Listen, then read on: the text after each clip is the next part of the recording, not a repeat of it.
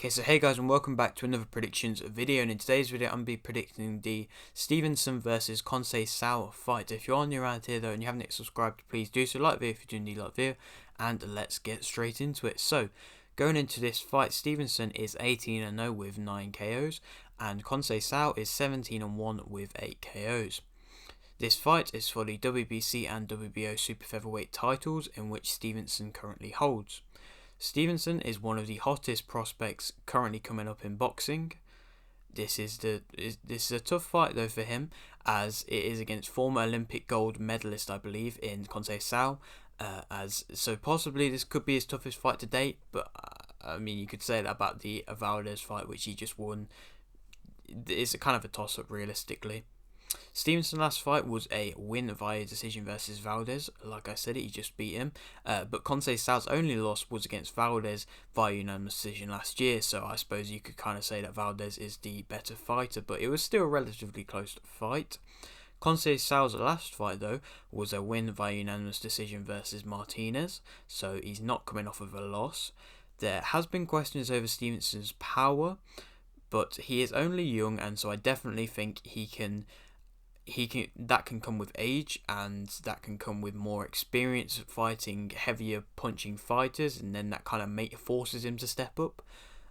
But I do think with Stevenson's one of his best attributes, if not his best attribute, is his accuracy.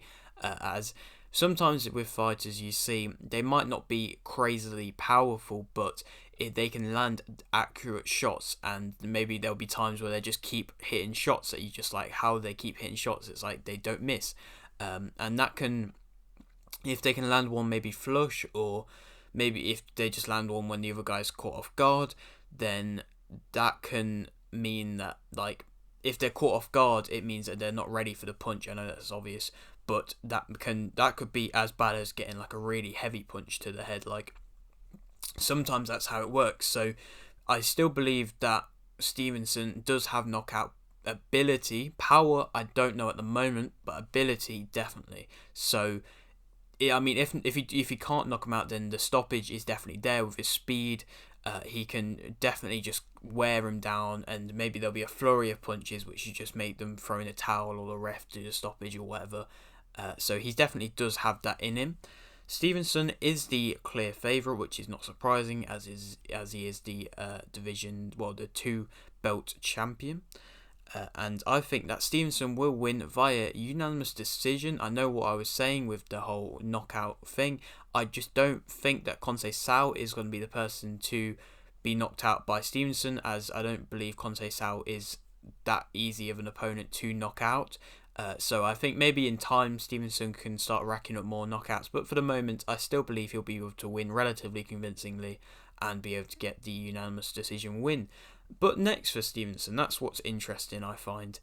There's a few things going on at the moment where there's like Lomachenko fighting, and Ortiz fighting, and Haney fighting, Camboza's fighting if he wants to go up into the lightweight division, and in the super featherweight division, if he wants to stay there, I think a Cordina fight could be a huge fight. Maybe I'm just saying that because I'm British and I would love to see that fight, but that's definitely, I believe, where the money's at. If he wants to maybe fight Garcia, I think that could also be a good fight. I would prefer Cordina if he wants to stay in this division. I'm surprised he hasn't really gone up a division yet, because I think he is growing, and it's becoming harder for him to make the weight to which he's at now, and so it wouldn't surprise me if he does go up. And if he does go up, I mean, there's not loads of options at the moment, because there's a few kind of loose ends where people haven't had the fights announced yet or something like that, and Lopez is one of them, Teofimo Lopez.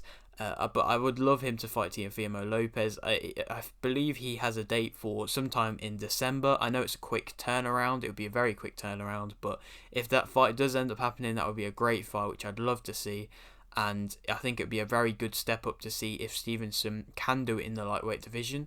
And so yeah, there's a few options there. Not loads, as like I said, there's a couple fights going on at the moment where it's like you can't, like, Stevenson is going to come in and change any kind of opponents or anything like that unless somebody pulls out. But even then, I think he won't fight on that short a notice. I think the shortest notice he would fight on would be December, but even that's a push at that point. So it'll be interesting to see where he goes from this. But for the moment, I will say he wins by unanimous decision. But yeah, that is it for today's video. Tomorrow, is the Joe Joyce versus Joseph Parker prediction, and then the next day is it's not really a prediction, but it kind of is at the same time. It's the Mayweather versus Asakura prediction, preview, whatever you really want to call it, because I believe it's an exhibition, so there's no official winner anyway, but I still think that'll be a fun video to do.